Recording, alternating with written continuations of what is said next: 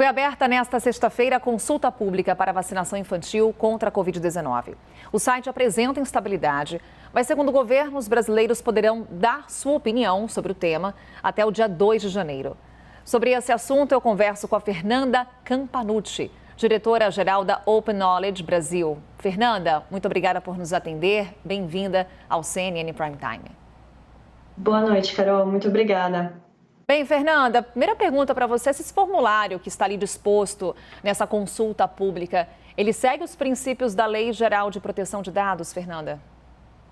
Olha, a gente observou hoje uma série de problemas com relação a esse formulário desde o momento em que ele foi disponibilizado, né? A gente já passou agora por 2 momentos.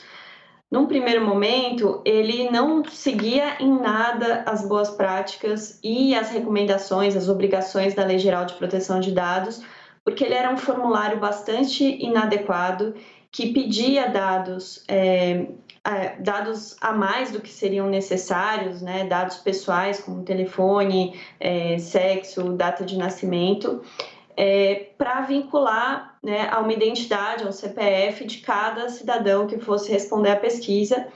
E o principal, né, o mais problemático, é que não tinha qualquer política de privacidade declarada ali que informasse como esses dados seriam tratados depois.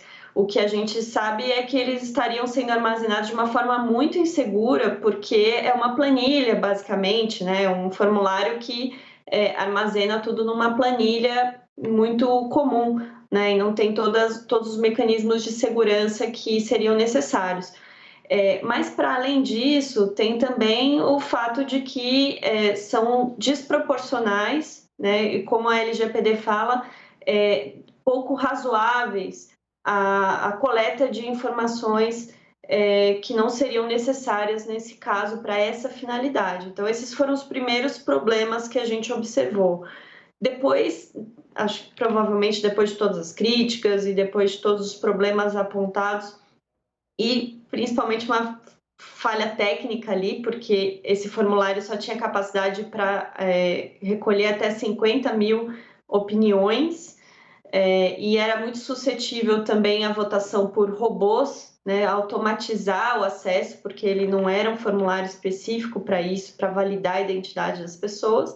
Ele foi migrado para uma outra plataforma que já existia, que é específica para isso, que é a Participa Mais Brasil, e aí a gente observa alguns outros problemas que permanecem, além da instabilidade do sistema. Essa plataforma ela ainda solicita login e senha e telefone celular, né? Mas a gente também não tem uma política de privacidade ali específica sobre o uso desses dados. Então, a gente ainda está um pouco no escuro com relação a que tipo de tratamento e de finalidade que o governo tem para esses dados, que é muito questionável, né? Acho que, em primeiro lugar, essa consulta pública feita com essas questões, dessa forma, de forma geral, já era muito questionável. Fernanda, vários pontos que você trouxe para a gente, um deles que me chamou a atenção, eu faço a seguinte pergunta, essa mudança de plataforma. Essa mudança vai garantir a segurança para que esse resultado não seja um resultado artificial, como você fala, votação por robôs? Em primeiro lugar, a gente ouviu, né, acho que ainda não tem um posicionamento oficial sobre o que vai ser feito com esses dados que já foram informados na primeira vez. Pelo que se sabe, foram mais de um formulário, né? Então, mais de 50 mil pessoas, pode ter sido até 100 mil pessoas que responderam a esse primeiro formulário dessa maneira insegura, e os dados devem ser reaproveitados de acordo com o ministro. Mas isso não seria adequado, porque esses dados eles foram coletados de maneira irregular. Então, o correto nesse momento, para minimizar esse problema, seria simplesmente deletar de forma permanente esses dados, não podem ser considerados. Isso, né, para a gente ter uma mitigação aí de problemas, de riscos com esses dados que já foram coletados.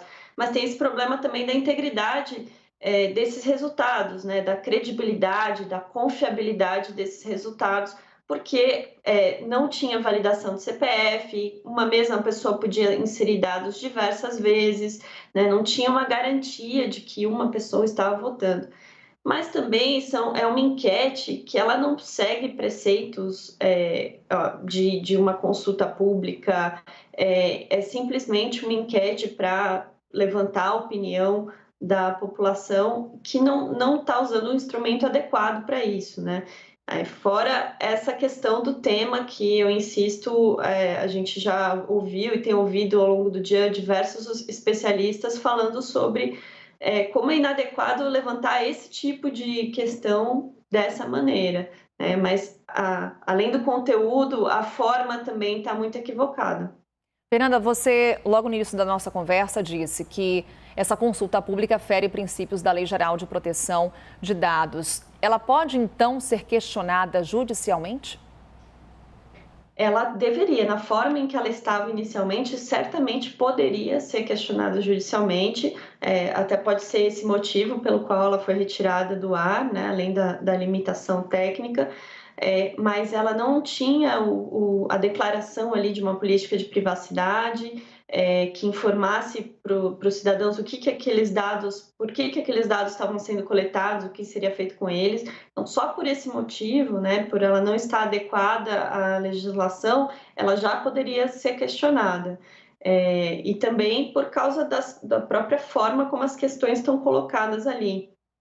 Mas somente pela forma, pela maneira como se escolheu coletar aqueles dados de forma desproporcional, não razoável e sem transparência sobre o tratamento desses dados, só pelo formato, ela já poderia ser questionada, no mínimo, como inadequada e poderia ser retirada do ar.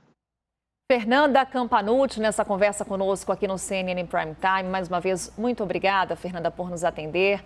Um Feliz Natal para você e para sua família. Para vocês também.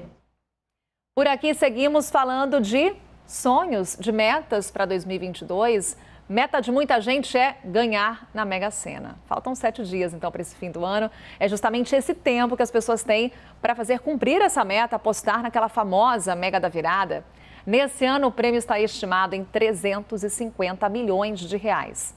O Diego Barros está conosco com as informações sobre esse sorteio, sobre os números.